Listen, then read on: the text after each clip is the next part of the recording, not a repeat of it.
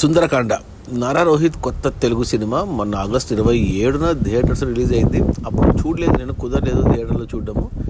ఈరోజు మంగళవారం సెప్టెంబర్ 23 నుంచి జియో హాట్స్టార్లో స్ట్రీమ్ అవుతుంది ఓటీటీలో.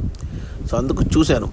అంటే నేను ఇంతకుముందు ట్రైలర్ చూశాను, పాటలు చూశాను యూట్యూబ్లో. నాకు ట్రైలర్ నచ్చింది, పాటలు నచ్చాయి, ప్లస్ నారా రోహిత్ ఇంటర్వ్యూలు అన్నీ నచ్చాయి. కానీ సినిమా చూడడం కుదరలేదు. ఇక సినిమా చూస్తే అంటే ఈ సినిమా డైరెక్టర్ కొత్త అతను, అంటే ఇది నారా రోహిత్కి కమ్బ్యాక్ మూవీ అన్నట్టు చెప్పారు. బట్ అంతకుముందు భైరవం వచ్చేసింది. భైరవంలో సపోర్టింగ్ క్యారెక్టరు నారా రోహిత్ది. ఇక సినిమా చూస్తే ఇది సినిమా చూస్తున్నానా లేకపోతే ఏదైనా టీవీ సీరియల్ చూస్తున్నానా అన్న ఫీలింగ్ వచ్చింది నాకు. అసలు ఎంత స్లోగా, ఎంత నత్తనడకన, ఎంత స్లో పేసింగ్ ఉందంటే సినిమా. దానికి తోడు ఈ కాన్సెప్ట్ ఒకటి, అంటే మనం ట్రైలర్ చూసిన వాళ్ళకి అర్థమవుతుంది. అంటే హీరోకి పెళ్లి కాలేదు, పెళ్లి ఏజ్ బార్ అయిపోయి ఉంటుంది. ఏదో 5 లక్షణాలు ఉన్న అమ్మాయి కోసం వెతుకుతున్నట్టు ట్రైలర్లో చూపించారు. అలాగే ట్రైలర్లో 2 హీరోయిన్లు అన్నట్టు చూపించారు. ఒకటి మన సీనియర్ హీరోయిన్ శ్రీదేవి, మన ప్రభాస్ ఈశ్వర్ సినిమాలో ఫస్ట్ సినిమా అది. మన ప్రభాస్కి ఫస్ట్ హీరోయిన్ ఈ శ్రీదేవి. బాగుంటుంది అమ్మాయి. ఆ అమ్మాయి ఒక హీరోయిన్ అండ్ ఇంకొక కొత్త హీరోయిన్, 2 అన్నట్టు చూపించారు ట్రైలర్లో. టైటిల్ కూడా సుందరకాండ. మనకు వెంకటేష్ సుందరకాండ తెలుసు, ఇది ఇప్పుడు నారా రోహిత్ సుందరకాండ. ఫస్ట్ హాఫ్ చూస్తే అంటే ఇంకా సినిమా హైదరాబాద్లో కొంచెము, వైజాగ్లో కొంచెం అన్నట్టు చూపించారు. కానీ అసలు ఏ సీను హైదరాబాద్ జరుగుతుంది, ఏ సీను వైజాగ్లో జరుగుతుంది అనేది కన్ఫ్యూజన్. దానికి తోడు అంటే ఈ సుందరకాండ, మన వెంకటేష్ సుందరకాండలో ఒక లెక్చరర్ని స్టూడెంట్ ప్రేమించడం కాన్సెప్ట్ అయితే, ఈ ఫస్ట్ హాఫ్లో ఏం పెట్టుకున్నారంటే ఒక లెక్చరర్ స్టూడెంట్ని ప్రేమించడం అనేది కాన్సెప్ట్గా పెట్టుకున్నారు ఫస్ట్ హాఫ్లో. అదే సుందరకాండని మార్చారు.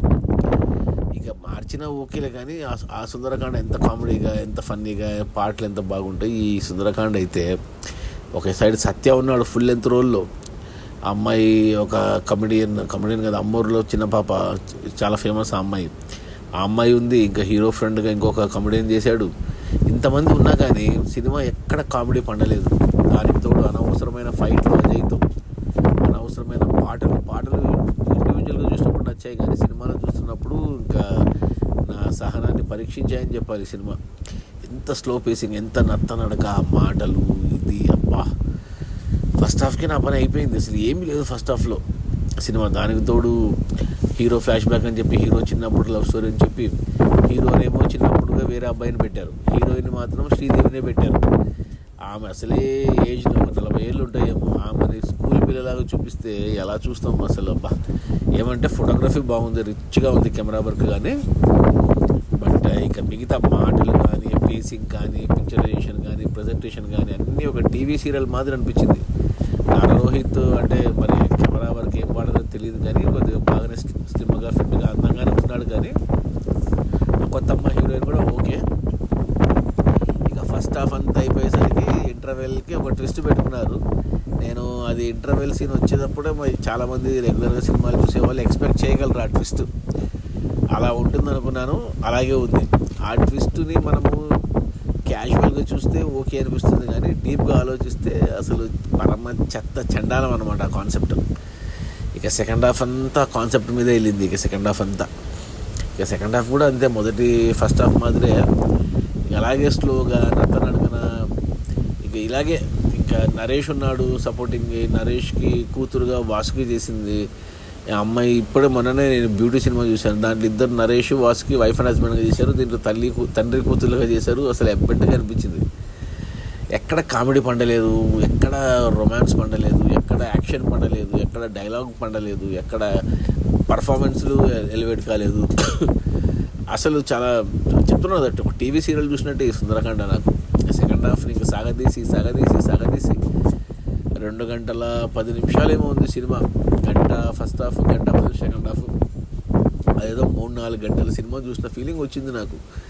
ఇక సెకండ్ హాఫ్లో ఇంకా అలా లాగి ఏమి లేదు, ఇంక కొత్తగా ట్విస్ట్లు ఏమీ లేదు. ఇంకా అలాగే ఏదో మాటలతో కానిచ్చేసారు, మాటలతో లాగించేశారు. అసలు నారా రోహిత్ ఏమో ఇంటర్వ్యూలో చాలా గొప్పగా చెప్పాడు ఈ సినిమా గురించి. నా కమ్బ్యాక్ సినిమా అవుతుంది, చాలా ఏళ్ళు కష్టపడ్డాము ఈ సినిమా గురించి అని. కానీ ఏముందని ఈ సినిమాలో కేవలం నాకు తెలుసు ఆ ఇంటర్వెల్ ట్విస్ట్ చెప్పి ఒప్పించినట్టున్నాడు డైరెక్టరు.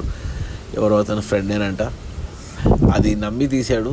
అది చెప్తున్నా కదా, అది మామూలుగా క్యాజువల్గా చూస్తే ఓకే అనిపిస్తుంది, కానీ డీప్గా ఆలోచిస్తే పరమ చెత్తగా ఉంటుంది ఆ కాన్సెప్ట్. ఇంకా ఏదో సెకండ్ హాఫ్ని ఏదో మమ అనిపించారు, ఏదో అయిపోగొట్టేశారు సినిమాని. అసలు చెప్తున్నాను కదా, ఈ సుందరకాండ నేను ఈ సినిమా చూడడం కంటే ఇంకో సుందరకాండ చూసిందేనే బాగుండు. నాకైతే అస్సలు నచ్చలేదు ఈ సుందరకాండ. నాకు నారా రోహిత్ సినిమాలు నచ్చుతాయి యాక్చువల్గా. ఆయన మొదటి సినిమా బాణం నుంచి రీసెంట్గా వచ్చిన భైరవం వరకు, ఎస్పెషల్లీ ప్రతినిధి పార్ట్ 1 నాకు చాలా ఇష్టం. బాగా తీస్తాడు, అంటే డిఫరెంట్గా తీస్తాడు సినిమాలు. మరి ఇలాంటి సబ్జెక్ట్ ఈ రోజుల్లో ఇలాంటి ప్రజెంటేషన్ జనాలు చూడడానికి రెడీగా లేరు. థియేటర్ సంగతి పక్కన పెట్టండి, థియేటర్లో ఎలా చూసారో జనాలు, కానీ ఓటీటీలో కూడా చూడలేకపోయాను నేను ఈ సుందరకాండని. ఇక పొరపాటున చూస్తాము, మంచి టైటిల్ మంచి యాక్టర్లు చూస్తాము అంటే చూడండి, ఇక మీ ఇష్టం. ఫ్యామిలీతో చూడొచ్చు అంటే చూడొచ్చు, హ్యాపీగా చూడొచ్చు ఫ్యామిలీతో, ఎటువంటి అభ్యంతరం ఏం లేదు. కానీ బట్ అసలు చూడొద్దని చెప్తాను. 2 గంటల పాటు అంటే మనకు నిద్ర రావట్లేదంటే ఈ సినిమా పెట్టుకుని హ్యాపీగా నిద్రపోవచ్చు 2 గంటలు. అది నా రేటింగ్ వచ్చి 1/5 బ్యాడ్ అని చెప్తాను. నాకైతే అస్సలు నచ్చలేదు ఈ సుందరకాండ. ఇంకా చూస్తా అంటే మీ ఇష్టం. జియో హాట్స్టార్లో స్ట్రీమ్ అవుతుంది ఈరోజు నుంచి. Okay, bye.